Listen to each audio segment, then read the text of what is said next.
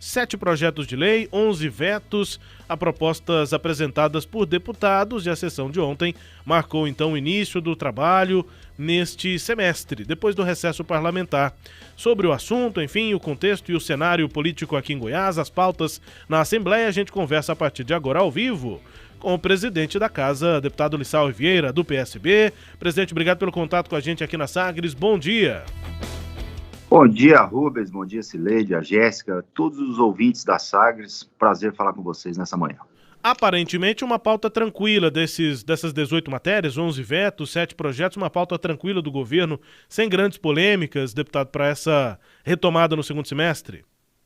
Exatamente, Rubens. As matérias mais polêmicas foram votadas ao longo dos últimos anos e também nesse primeiro semestre, matérias de ajuste que o governo do estado encaminhou para a Assembleia. Esperamos e temos uma expectativa que esse segundo semestre seja um pouco mais tranquilo no que tange às votações de matérias do governo do estado. Haja visto que nós votamos também matérias importantes agora no recesso, convocados pelo governador Ronaldo Caiado, que foi os programas sociais, auxílio para as mães de Goiás, o programa jovem de qualificação dos jovens também, e outros programas, dentre eles, um programa também não menos importante, que é o ProGoiás Rural, onde trouxe crédito outorgado e benefícios para produtores de milho, feijão e também do peixe. Então, eu acho que as matérias mais importantes foram votadas. Nós temos uma matéria ainda que está tramitando na casa, que carece de uma discussão um pouco maior,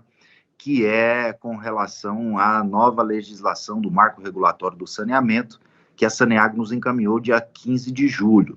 Essa matéria ainda está gerando um pouco de dúvidas, principalmente a prefeitos, aos municípios, e a gente vai abrir aí um diálogo com a Saneago, com o governo do estado, para nós podermos entender e, às vezes, até fazer alguma modificação com relação à regionalização do saneamento no estado de Goiás. Mas demais matérias, não vemos nada que tenha maiores polêmicas. Pois é, essa que trata do novo marco do saneamento, deputado, se eu consegui entender bem, informei aqui ontem, inclusive, na coluna Sagres em Off, porque o novo marco do saneamento, ele abre o mercado, né?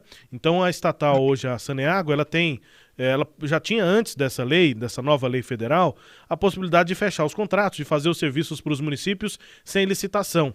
E agora é necessária uma licitação, inclusive, já que é necessária a licitação, prevendo inclusive a possibilidade de concorrência privada. E aí uma das possibilidades para que essa concorrência não seja aberta e que a Saneago continue prestando serviço, pelo que eu entendi, é criar essas micro-regiões, juntar municípios em grupos ali, essas micro-regiões que estão no projeto, e assim a Saneago conseguiria, com a concordância dos municípios, continuar prestando o serviço sem a necessidade de realizar uma licitação, inclusive a entrada da concorrência privada. Foi o que entendi. É por aí, basicamente o projeto prevê isso, que a Saneago continue prestando esse serviço sem essa concorrência privada que prevê o marco do saneamento?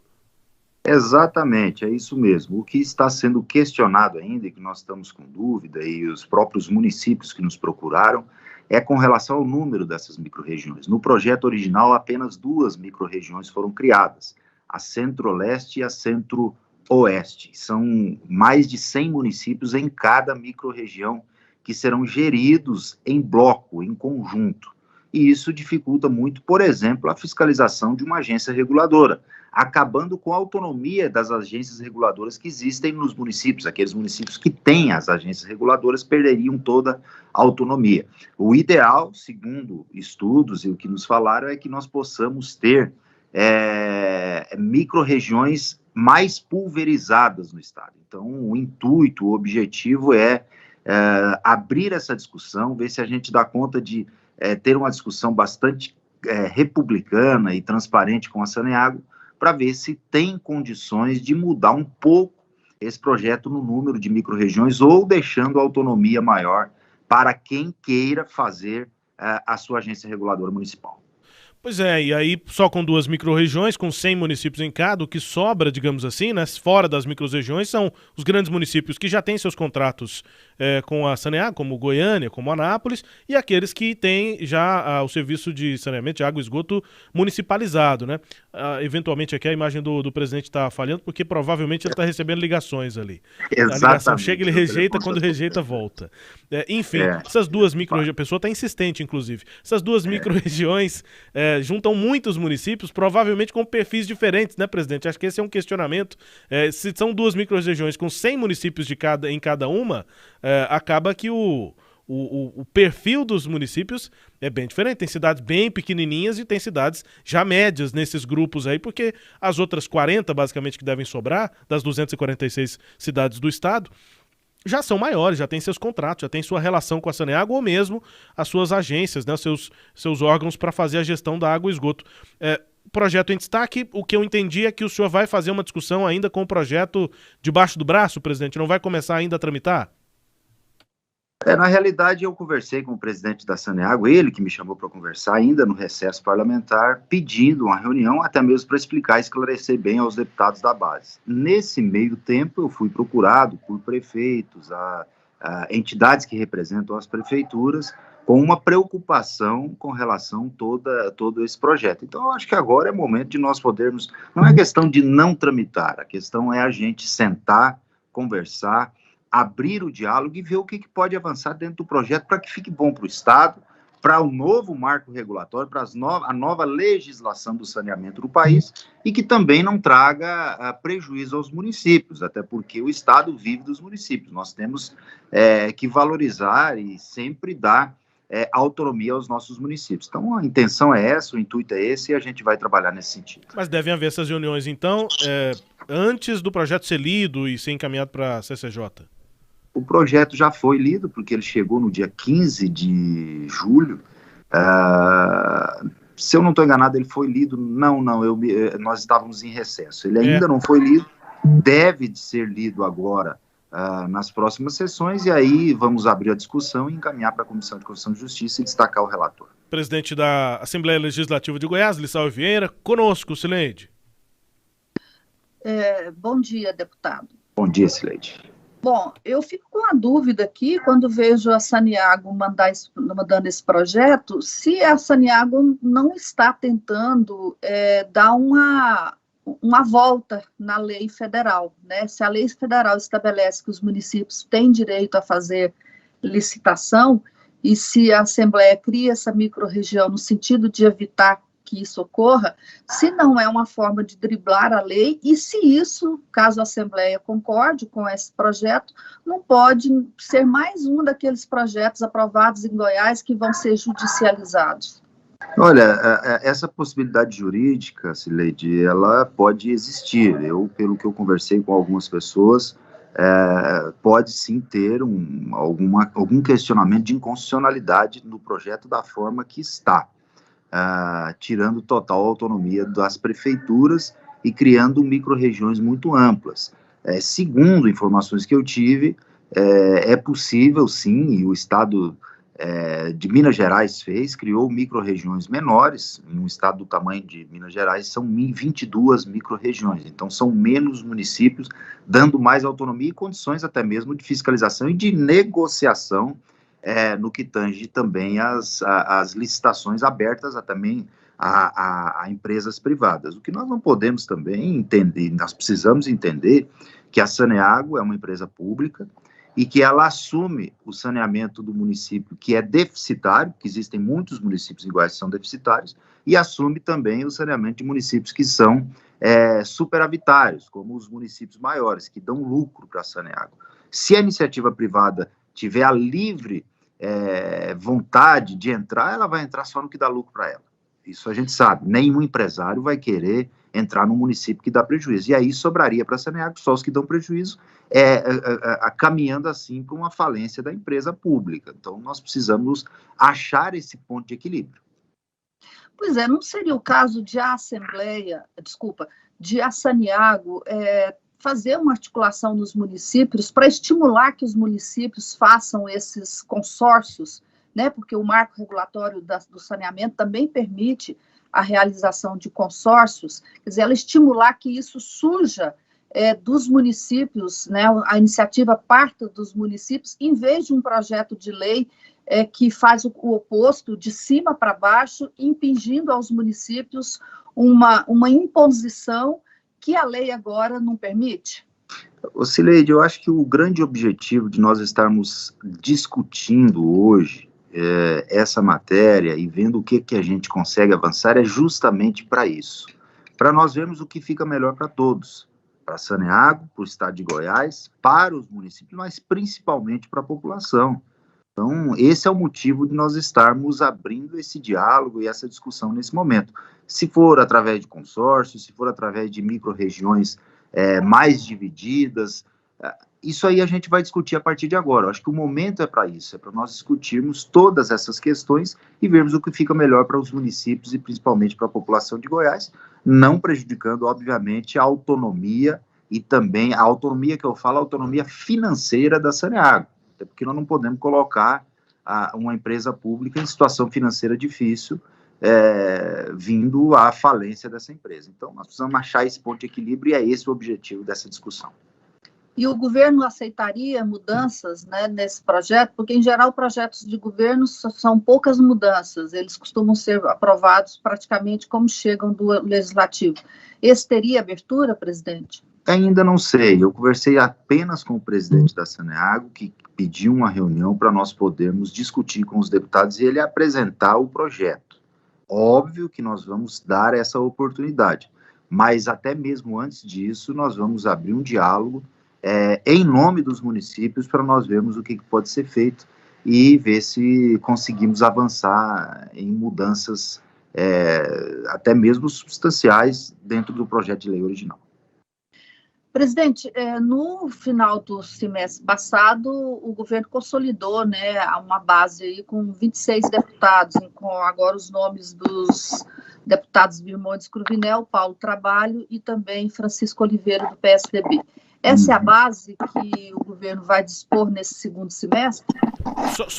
Só incluindo na pergunta, Cileide, ontem no evento em Anápolis, evento da Saneago em Anápolis, o governador no discurso agradeceu ali a parceria com o deputado Hamilton Filho, que é da cidade, e falou do número de 28. O governador ontem no discurso em Anápolis falou que são 28 na base na Assembleia. Só para adicionar a pergunta da Cileide. De fato, Rubens e Cileide, hoje são 28 deputados, até porque se nós formos avaliar a votação da última PEC que teve no final do semestre passado, no mês de junho, nós tivemos 28 votos, incluindo o voto do deputado Thales Barreto e do deputado Lucas Calil, e do deputado Henrique Arantes, que não foi citado também pela Cileide. Hoje eu considero que o deputado Henrique Arantes também está muito próximo da base do governo, principalmente porque o MDB se aproximou bastante de uma parceria com o governo para o ano de 2022, para as eleições de 2022, e também está aberto o diálogo e uma proximidade aí com o deputado Lucas Calil e o próprio deputado Thales Barreto, que já votou algumas matérias e agora novamente votou com o governo. Então, eu acho que essa base está se consolidando em um número de 28 parlamentares.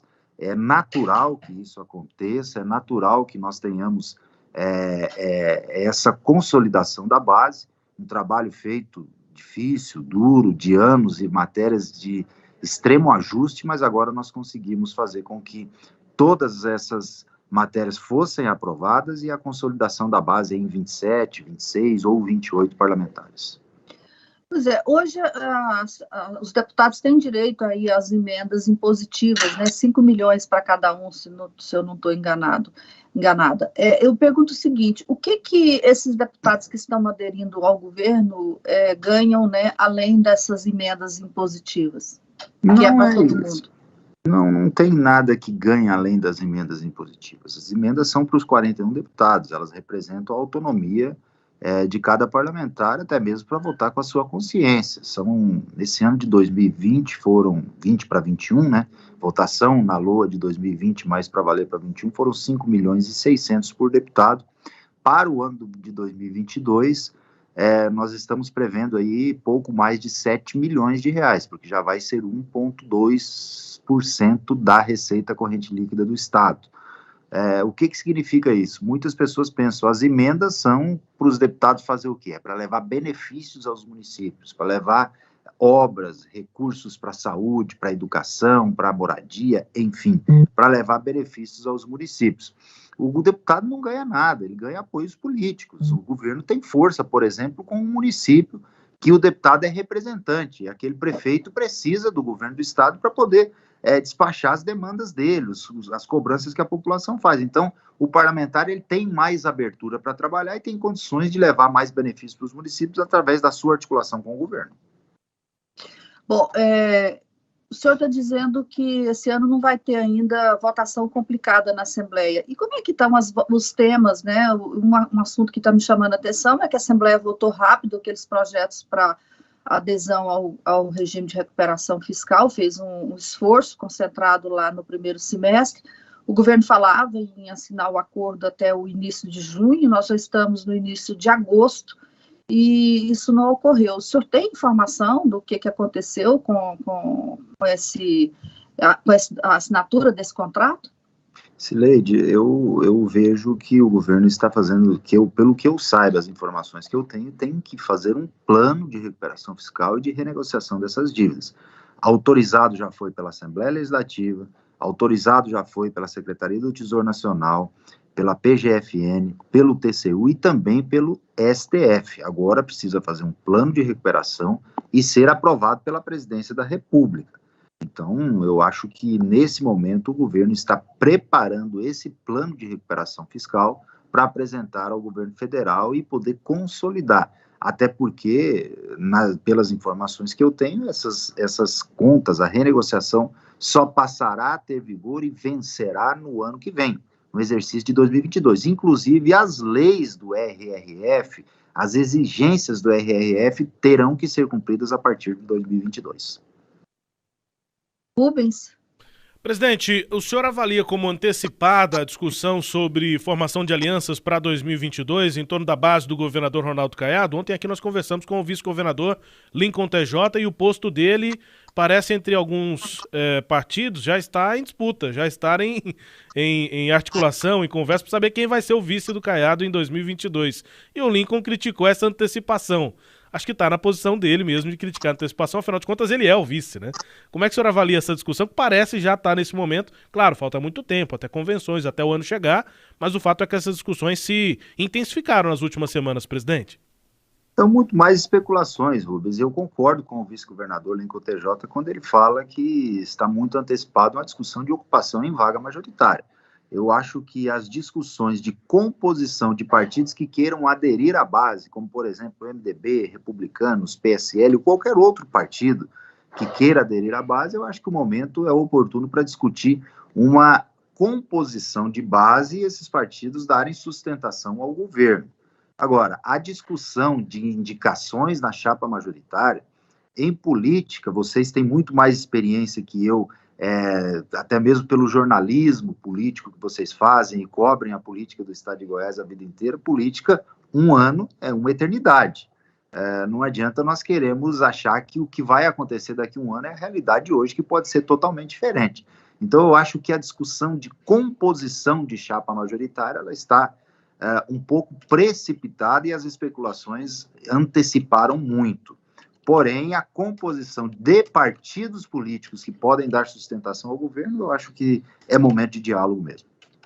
E aí, como é que o senhor avalia o cenário em si, em relação à formação da base do governador? O que a gente está acompanhando é que há um interesse nessas especulações que o senhor citou, de partidos que não estavam no grupo do governador, que podem aderir para o ano que vem, mas há lideranças que já estavam nessa base antes, presidente. Esse interesse de adesão já está manifestado, inclusive por exemplo, prefeitos do MDB, grupos lá do PSD, né, lideranças do PSD, entre outros partidos. O PP que estava na base, houve aquele distanciamento, enfim. Como lidar com isso? Com as conversas agora, mas também para a própria composição disso lá na frente, porque tem lideranças que já estavam na base do governador antes.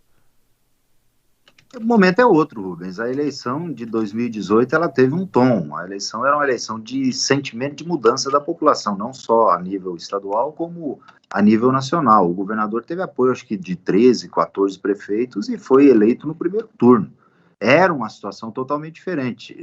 Era o momento do governador no sentimento popular. Hoje já é outra situação, porque o momento é de composição. Nós não temos mais o sentimento de mudança da população, e sim um sentimento de continuidade ou até mesmo de dar a confiança, um voto de confiança a mais 4 anos do governador. Isso é o que a gente sente. Porém, agora é momento de ter prefeitos ao lado, ajudar os municípios, entregar benefício a essas prefeituras e compor com partidos políticos. É natural que esses partidos que não apoiaram o governador na eleição passada, como, por exemplo, o MDB, que teve candidatura própria, outros que apoiaram, como o PSL, hoje não estão na base, e outros que também não apoiaram e queiram vir à base do governador para poder fazer uma composição, abrir diálogo nesse momento. Eu vejo como uma forma muito natural, e o governador está aberto a compor, a conversar, a dialogar. O PSD, por exemplo, não teve a participação na chapa majoritária do governador Ronaldo Caiado em 2018, mas em 2020 o governador apoiou o candidato do PSD a prefeito de Goiânia, que é o Vanderlan. Então, isso são composições políticas naturais que acontecem ao longo do tempo e que a gente vai consolidando essas parcerias. Eu acho que o PSD está muito próximo do governo hoje, através do Vilmar Rocha, do Francisco Júnior, do ex-deputado Cimeison e do próprio senador Vanderlan.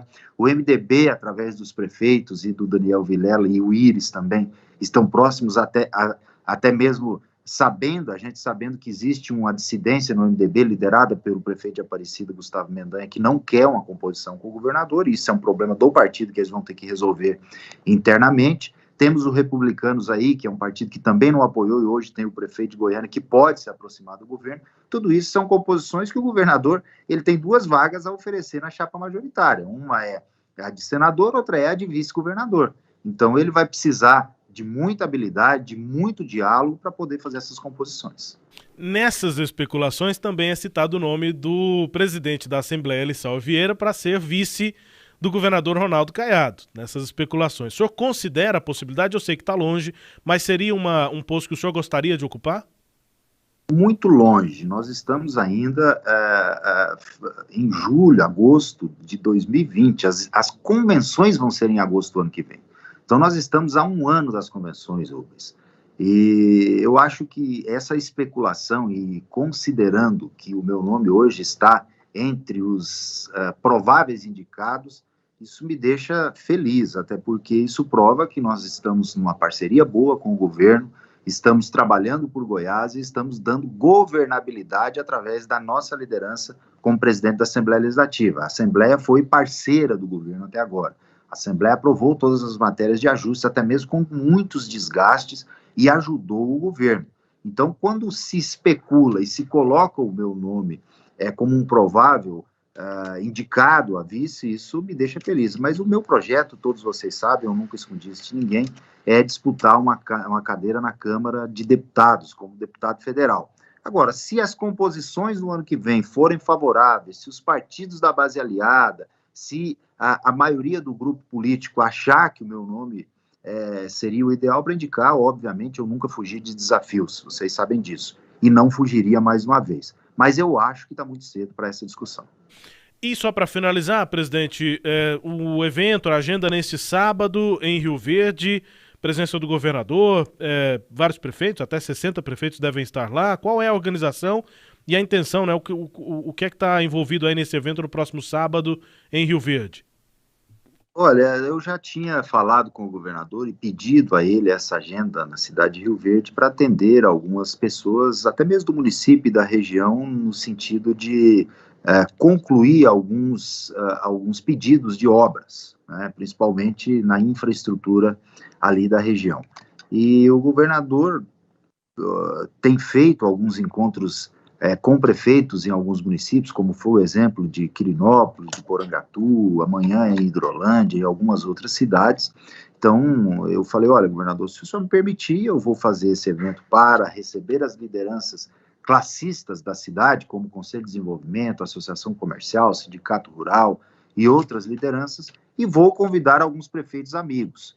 E tornou uma proporção muito grande, Rubens. Eu confesso que eu esperava 30, 40 prefeitos e já tem confirmado mais de 60.